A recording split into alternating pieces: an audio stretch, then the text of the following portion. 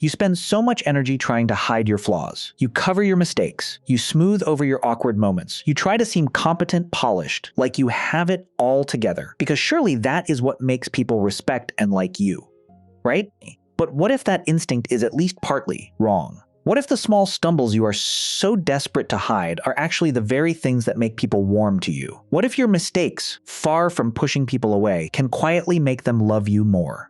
There is a real phenomenon behind this, and it is called the Pratfall Effect. It overturns one of our deepest assumptions about how to be liked, and once you understand it, it can lift an enormous weight off your shoulders. Let's get into it. A pratfall is an old word for a clumsy, embarrassing blunder, a stumble, a slip, the kind of small public mistake that makes you cringe. And the pratfall effect describes a surprising discovery. Under the right conditions, committing a blunder can actually make a person more likable, not less. The mistake, the flaw, the moment of clumsiness can increase how much others are drawn to you. It sounds backwards, but there is solid psychology behind it. The effect was demonstrated by a social psychologist named Elliot Aronson in a clever experiment in the 1960s. He had people listen to a recording of someone answering a series of difficult quiz questions. In some versions, the person on the recording was highly competent, answering nearly all the questions correctly, coming across as impressive and capable. Then, at the very end of the recording, in some versions, the impressive person committed a small, clumsy blunder. They were heard to spill a cup of coffee all over themselves, with an awkward little commotion. A pratfall. Then Aronson asked the listeners how much they liked the person. And here is the fascinating result.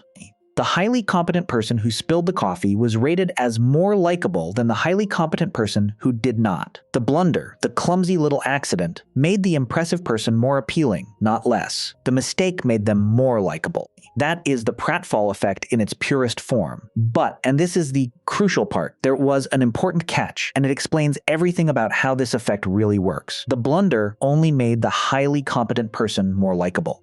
When a person who had performed poorly on the quiz, who came across as mediocre, committed the same coffee-spilling blunder, it did not help them at all. If anything, it made them seem even less appealing. So the pratfall effect is not simply that mistakes make you likable.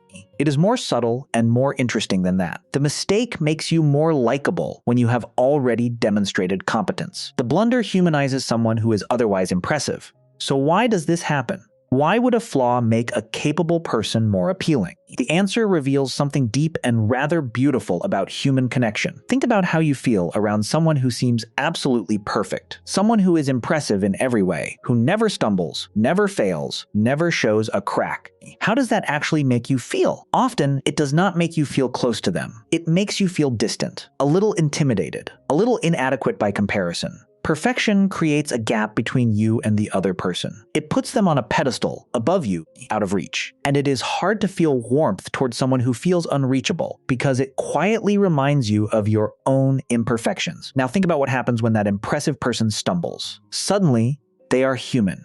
They make mistakes, just like you. They spill coffee, just like you. The gap closes. The pedestal disappears. They become relatable, approachable, real. The blunder is like a little doorway through the wall of their perfection, a glimpse of shared humanity. And through that doorway flows warmth and connection. We do not bond with people's perfection. We bond with their humanity. And nothing reveals humanity quite like a small, honest flaw. This also explains the catch. Why does the blunder only help the competent person? Because for someone who has not demonstrated competence, the mistake does not reveal a relatable humanity beneath impressive ability. It just confirms a lack of ability. The magic of the pratfall is in the contrast, the gap between the impressiveness and the flaw, the reassurance that someone capable is also human.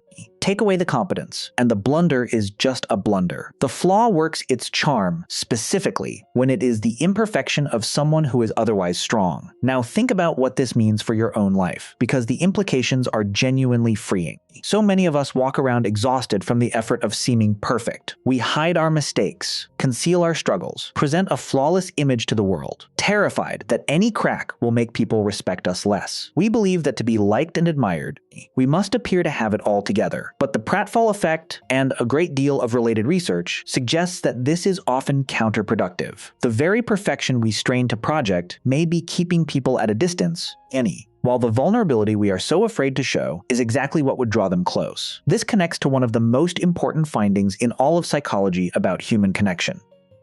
Vulnerability, the willingness to show your real, imperfect self, is one of the deepest foundations of genuine closeness. The walls we build to seem perfect are the very walls that keep others out. When you allow yourself to be seen, flaws and all, when you admit a mistake, share a struggle, or laugh at your own clumsy moment, you give other people permission to be human too. You close the gap. You create the conditions for real connection. The people who are willing to be a little imperfect in front of others are often the ones others feel closest to.